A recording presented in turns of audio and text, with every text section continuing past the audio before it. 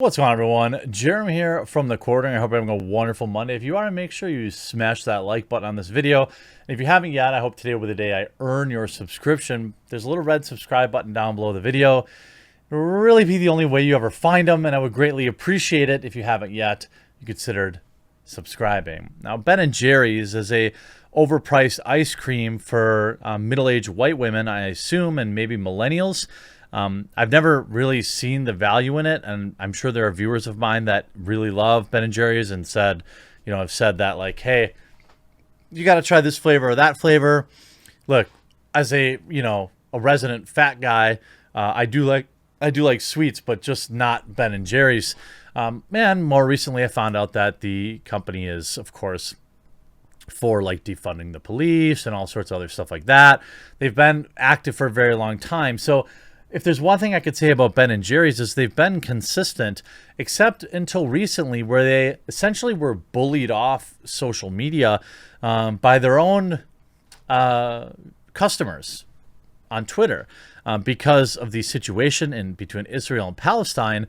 Ben & Jerry's hadn't been able to tweet without getting absolutely savaged by their own viewers. And of course, Ben & Jerry's does sell their ice cream both in Palestine and in Israel, and so they were stuck in a pickle. Now today they've emerged for the first time in, if we look, before this tweet was May 18th. Months they've been hiding on social media. Months. Today they returned to post this. Ben & Jerry's will end sales of our ice cream in the occupied Palestine territory. Now, as always, when I cover this, some of my viewers are from Israel, some of my viewers from Palestine. I am not a geopolitical expert. I just want my viewers to be safe, happy, and healthy. Okay, so, I'm not an expert on the long history of these two nations, but what I do know is neither is completely guiltless, and that it is absolutely moronic for any company, in particular an ice cream company, to get involved in this. And it's going to completely, and it is completely blowing up in their face. But let's take a look at their statement. First and foremost, we believe it is inconsistent with our values for Ben & Jerry's ice cream to be sold in the OPT. That's the Occupied Palestine Territory. We also hear and recognize the concerns shared with us by our fans and trusted partners. We have long-standing partnership with our licensee who manufactures Ben & Jerry's ice cream in Israel and distributes it in the region. We have been working to change this. And so we have confirmed and informed our licensee that we will not renew the license agreement when it expires at the end of the year. Although Ben & Jerry's is no longer sold in the OPT, we will still stay in Israel through a different arrangement. We will share an update on this later.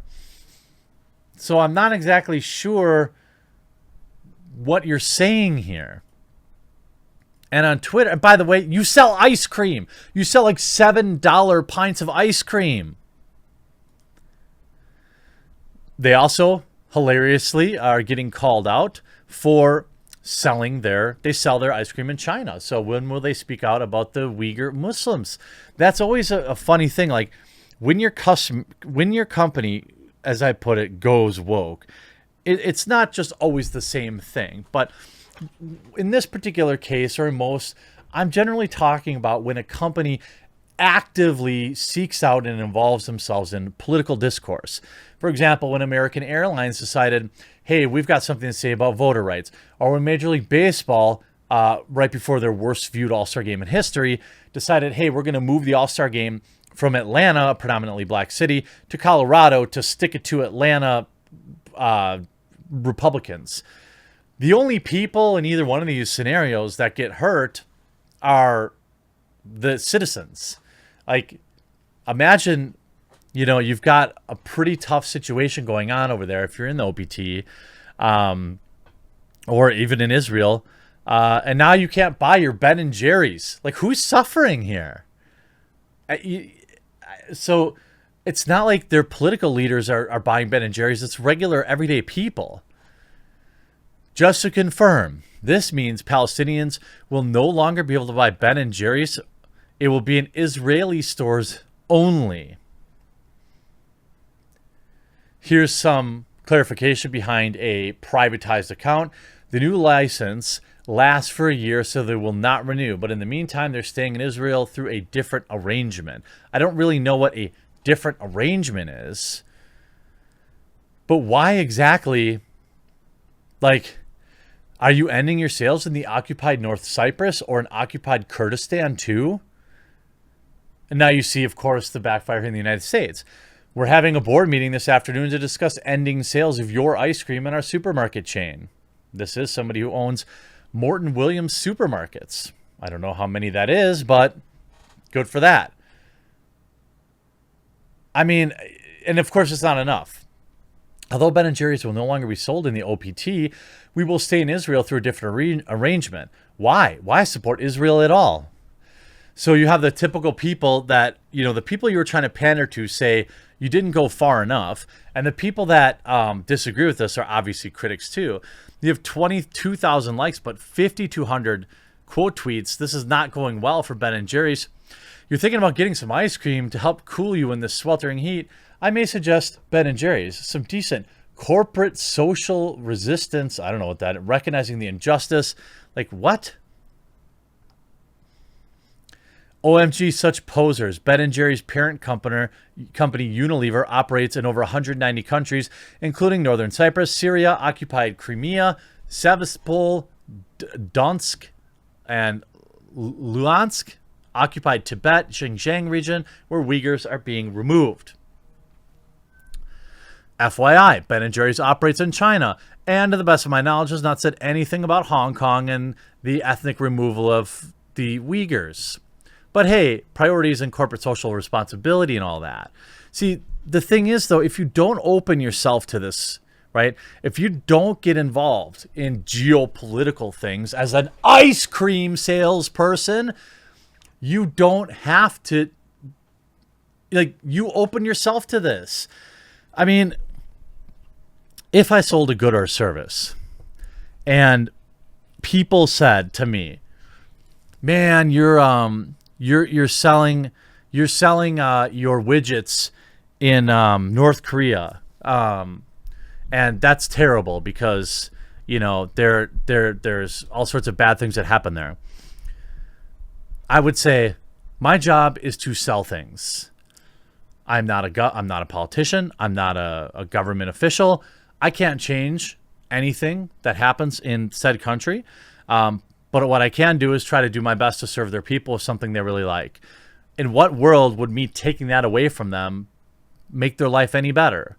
Now, there are certain products that maybe, you can make that argument, but like ice cream, you're taking away a creature comfort or a nice splurge thing for people to stick it to who? Exactly. You know what I mean? Like, none of these people on Twitter are going to, by the way, none of these people buys Ben & Jerry's ice cream. Who can afford it? They're staying in Israel and doing lip service so people get distracted by the way. Yeah, of course. They're mad. And how would you exactly restrict sales in that one particular area? This whole thing is very lip service and cringe to me. I don't think that Ben & Jerry's is in a position to this is a hot button. Benjamin Netanyahu saying here with 2 million followers, now we Israelis know which ice cream not to buy. Jews in Jerusalem are now banned from buying Chunky Monkey. Another win for anti-racism. You do realize that they end people for being gay in Palestine, right? You are fake woke. You don't actually stand for social justice. I mean, this is like, I'm busy today, so I'm not going to go and talk stuff to people who are like, why can't you just be happy with their BLM support when we were calling them out, but this is why you don't let up. This isn't a victory. I mean, this is a colossal failure. You're going to lose, first of all, you're losing way more sales in the United States by being extra political, and you're losing sales by annoying the people that you didn't do enough to bend the knee for them. And all you're really doing, to be quite honest with you, all you're really doing is punishing Palestinians. So exactly how woke is this? This after you hid from social media for multiple months because of increased pressure in your comment section. You can see, will not be purchasing anything until you divest from this.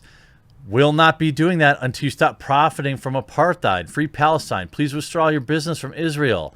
I mean, I don't think that a lot of these like woke weirdos that live 7 to an apartment and smell like cat pee, I don't think they can afford Ben and Jerry's. But Ben and Jerry's still listens to them because Ben and Jerry's, like a lot of idiots, thinks that social media is like real life. It isn't. I haven't supported Ben and Jerry's for a very long time, and I will continue to not do so, but I will laugh that this blew up in their face. Hope you enjoyed this video. We'll talk to you again real soon.